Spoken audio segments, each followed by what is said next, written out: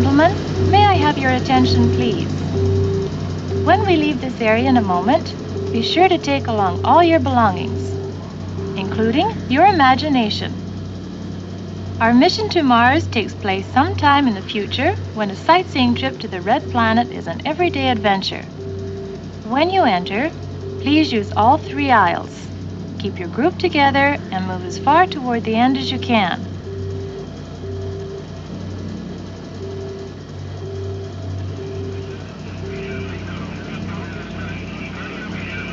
Ladies and gentlemen, this is our McDonnell Douglas Mission Control Room at Disneyland Spaceport. The Director of Operations has been expecting you, and while we're waiting for our flight to be called, he'll take a few minutes to describe what's going on. Excuse me, Mr. Johnson, all the passengers for Flight 295 are now in the boarding area. Thank you. Welcome to Mission Control, space travelers. The first part of your trip to Mars today will be directed from this room, and so will your landing when you return to Earth. As you can see on the large screen behind me, we're keeping track of things on one of our many manned space stations now in orbit, while the small screens below show other activities being monitored by Mission Control. I'll have them repeated on the upper screens for you also. SSL, this is instrumentation. Roger. SPO, start port recorders and TV video tape recorders. Will go. Now on the large screen again, you see a scientist aboard the space station at the controls of a large telescope trained on the sun. This kind of solar research was begun back in the early 1970s by the Skylab astronauts. And time-lapse pictures from space like this are revealing new facts about how the sun produces energy, which may help us solve some of our own energy problems on Earth. This is a very interesting part of the station, where special manufacturing processes are carried out under weightless conditions. Here you see a close-up picture of a groove being melted in a stainless steel plate. Done in zero-G conditions, this imparts a quality to the metal we can't get under Earth gravity. Mission Control, this is Spacelab 09er. Stand by for new video on B channel. And now, through an onboard microscope and time-lapse camera, we can see the way crystals form in zero-G. Capcom, this is Spacelab 09er. Request you transmit this recording to Crystallography Lab Huntsville. Over. 09er, this is Capcom. Roger your request. Relay coming up will be via Goldstone. Capcom out. 09er out. These space-grown crystals are so pure that they're going to bring revolutionary advances in electronics, which will benefit every one of us. In fact, they're so... Attention. Clear all channels for possible emergency re-entry. Oh, no, not again. Stand by. Video signal coming in on all channels. Just as I thought. Somehow, this silly bird trips the emergency system every time he comes in. And I think he knows the laugh's on us. Oh, Mr. Johnson, would you show us what it's like for people in zero gravity? That's very interesting. Of course, just a moment. Patch us into Skylab Video Net, please. Roger, Mission Control. Now, there you see how easy it is to get from one place to another. You simply float through the air. That takes some getting used to. But zero-G has other advantages, too. Like this, for example. One man can easily handle heavy pieces of scientific equipment that he couldn't even move under normal gravity. Astronauts quickly adapt to zero-G, but over extended periods, regular exercise is absolutely vital. Here are some off-duty crew members working out in the station gymnasium. This is JSC Medical. MX leads are now being monitored on channel 27. For this exercise period, all ECGs normal. Heart rate, 120 plus. It's fun, but it isn't always as easy as it looks, as you can see.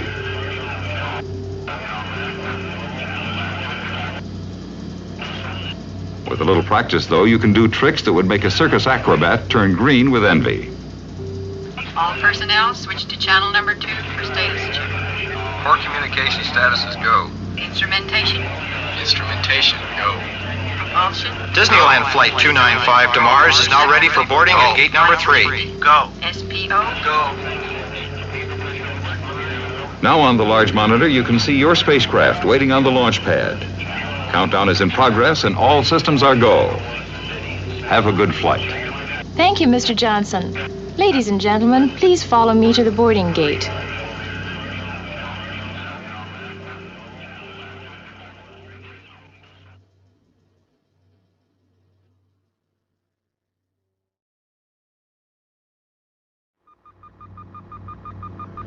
Ladies and gentlemen, welcome aboard our McDonnell Douglas DC-88 space liner for today's mission to Mars.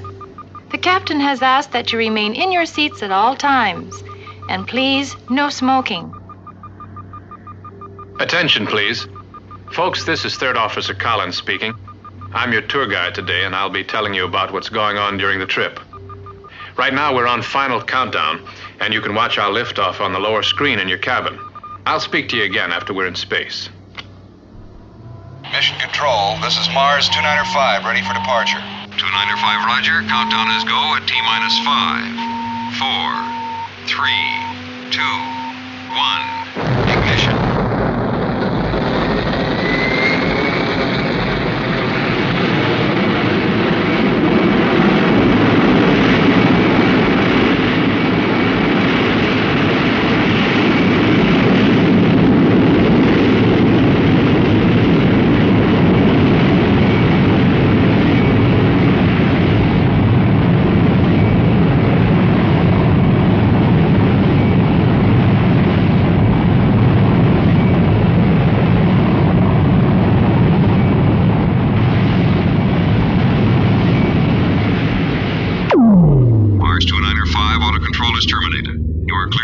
Space penetration. Good luck. 295. Ladies and gentlemen, we've just dropped our booster engines, and in a moment we'll make what we call a hyperspace jump, the new method of space travel which enables us to cover enormous distances in seconds. On the side screens, our ship's computer has drawn a diagram of our solar system, and we'll tip it over and move in closer so you can see where we're going. You'll notice that the orbital velocity of the planets is exaggerated, but as we approach the inner planets, you can see that they move with the proper relative speeds. Earth and Mars are anywhere from 35 million to 240 million miles apart at times, which used to make a trip to Mars pretty tricky. For example, spaceships had to follow a curved path for about 8 months to intercept Mars when it reached a certain spot. It was like having to hit a golf ball in California hard enough and accurately enough to make it go through one particular window of a train arriving in Florida that much later. Today it's much easier. We simply launch out into space until we reach Mars Acquisition Velocity, or MAV. Then we generate a hyperspace field around us for a short time. When we switch it off, our spacecraft is approaching Mars. Back in the 70s and 80s, this would have seemed like science fiction, but today it's routine, and we... Attention all stations, hyperspace penetration now commencing. Secure all ship operations.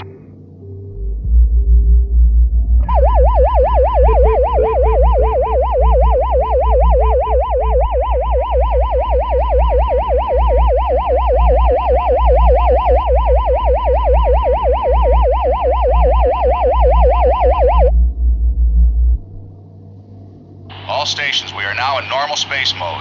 Resume all operations. Well, folks, a hyperspace jump is always interesting, to say the least. But we're back in the real universe again, and on the upper screen you can see Mars as it actually appears close up. The dark markings were once thought to be vegetation, but they're actually just large areas where rocky surface material has been swept clear of topsoil by high winds. Mars does have a very thin atmosphere, but it contains no oxygen. There's no liquid water at all, and temperatures are far below zero over most of the planet. Attention all stations, outer lock is now open. Stand by to launch camera drones.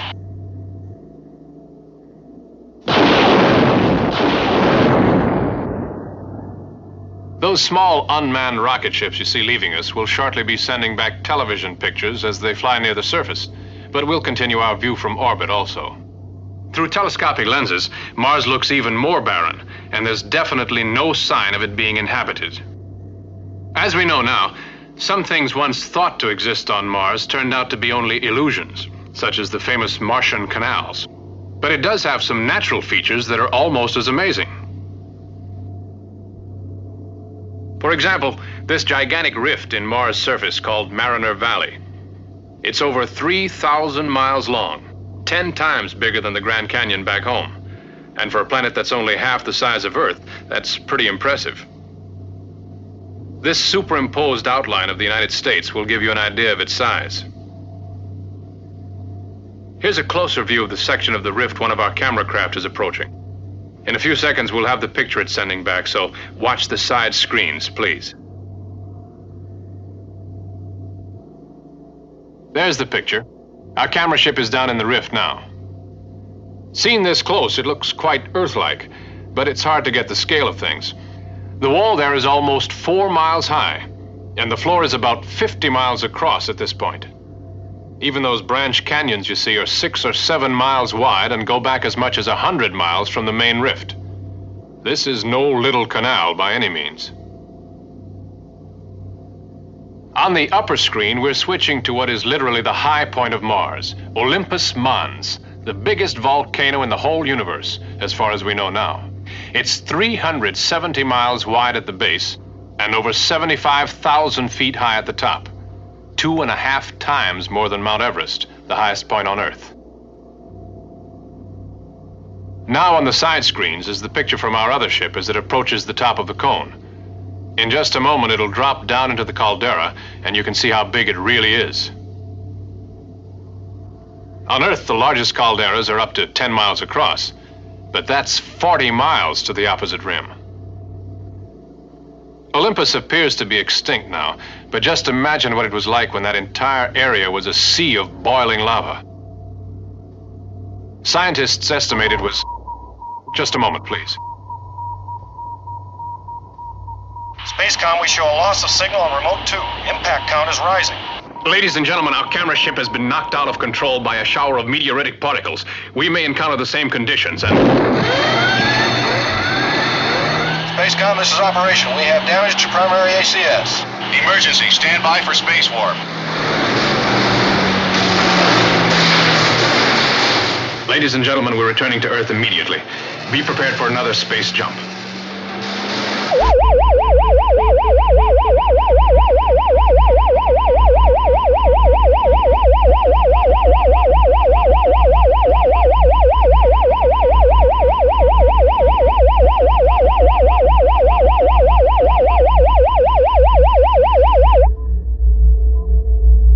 Mission Control, this is Mars 295.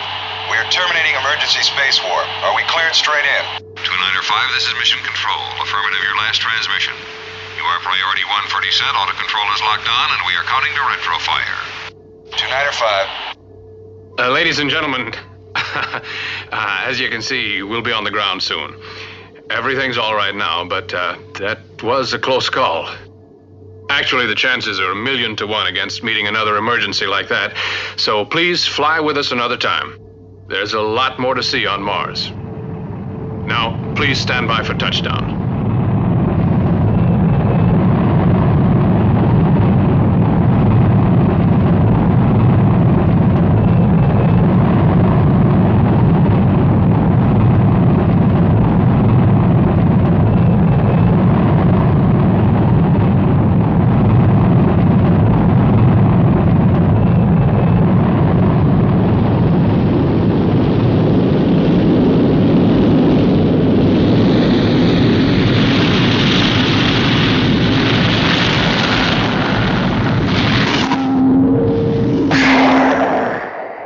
Ladies and gentlemen, the outer locks are now open and you may leave the spacecraft. Thank you for flying McDonnell Douglas today, and we hope to see you again soon.